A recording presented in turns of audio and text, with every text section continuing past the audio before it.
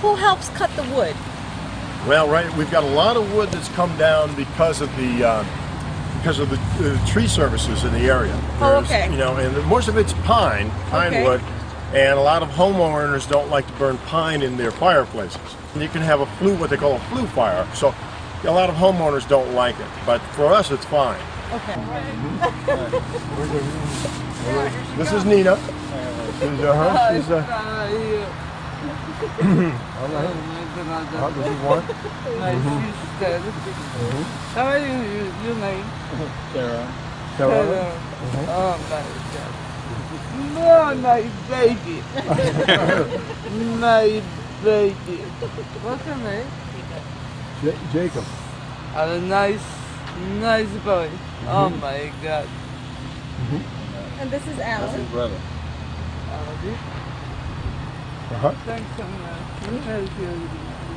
Yes. Yeah, they come down for a couple of days, Nina. They're going to be here for a couple of days. Permiso. Sorry, ladies. Come on, watch your back. So, all right. So basically, each. How you doing? How you doing, Mr. Steve? Doing well. Doing well. How you doing? Let's buy the best. Amen. Amen. Praise the Lord. Let's buy the best. It's beautiful back here. Isn't it? Thank you. Beautiful. Appreciate that. Thank you. Minister Steve, let me ask you a question. Of all the people that are homeless that are in this tent city, because you know there are tent cities all around the nation. Sure. Everywhere. Sure. And there are some tent cities that are organized, and there are some tent cities that are just not organized. Right. There are some tent cities that are welcomed by the state, in which the government is allowing them to be there, and then there are some that are trying to get them out. How did you manage to organize all this and to make sure that they're able to stay? Because it is public property. Right. Well, that's the whole thing. You know, the homeless are part of the public. This is public property, Right. and the homeless are part of the public. So are you saying you found a loophole? Well, no. What I'm saying is there's been homeless in the woods of Ocean County for years. Okay. There is no homeless shelter in Ocean County right now. There is none. There is one in Atlantic City, which is 60 miles Right. south. It's an And urban center. It's a city.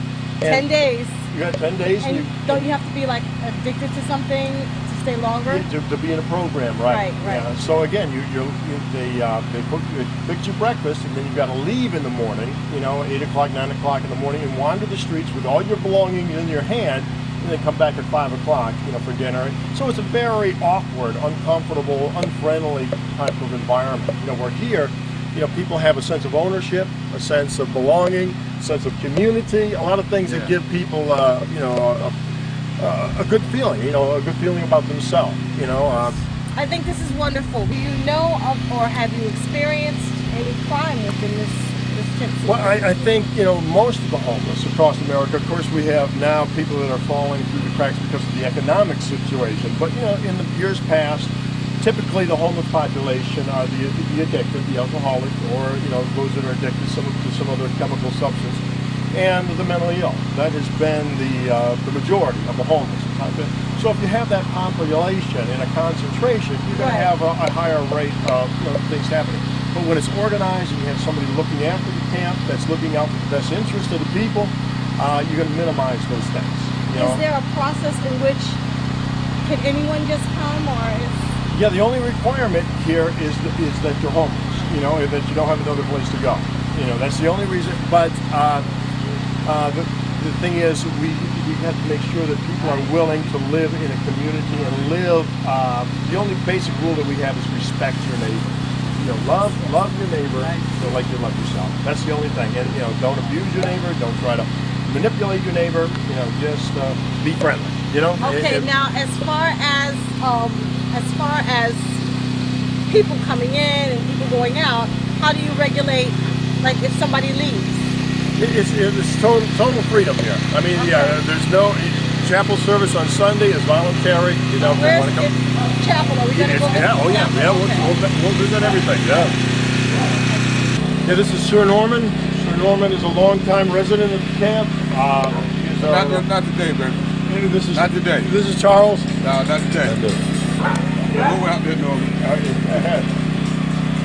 And yeah, got some baby rabbits here that are. This got a bath. Oh, cool. They get the bath. They get in the back?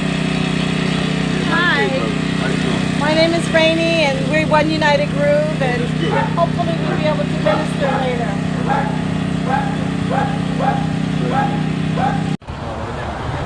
Minister Steve, looking at this and knowing that we are in New Jersey, you know, this is happening right here. It's happening all over the United States. Right. And we have so many outreaches for you know, starving families and children that are sick and hungry in third world countries. What is it? Why is it that these people can't? Because also the United States has things in place where no one should really be homeless and no one should really go hungry. Yeah, well, what is it? Yeah, I don't believe things are quite structured as they ought to be. I mean, the cost of living is outrageous, and what they have is a Section 8 program. Right. You know, where the government helps people with you know, their rent, you know, rental assistance. But the problem is, it's only a certain percentage, a fraction of the poor that can tap into that service and get Section 8. Not everybody is going to be able to get on Section 8. Qualify for Section 8. Qualify for Section 8. So there's a lot of people that are out there that just can't make enough money to afford the cost of living, the cost of housing, especially in this area. It's outrageous.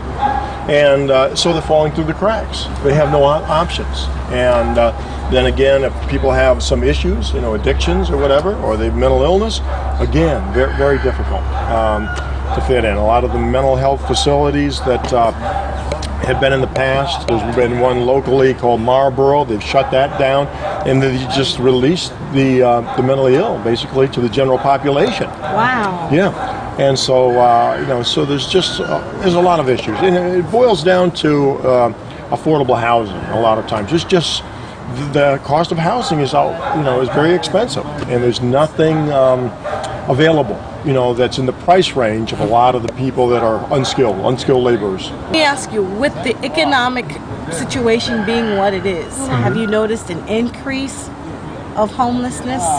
Oh yes, in the last couple of years, the homeless population has, without a doubt, grown. You know, because of the economics. There's just not as much work out there. I mean, we have people that are day laborers in the camp that go out every day to stand on the corner with the other, 200 guys that are out there on the corner. And, you know, some guy, like the other day, some fellow came up to me, a very proud Mexican fellow, and came up to me and asked me for food, which, you know, I'd never seen in the past, you know, where they would come right up to me and ask me if I had something that they could eat. I mean, he wasn't an alcoholic, you know, not a drug, substance abuser at all. He was just a man who wanted some work and couldn't find enough work to feed himself. And it's happening all over the place.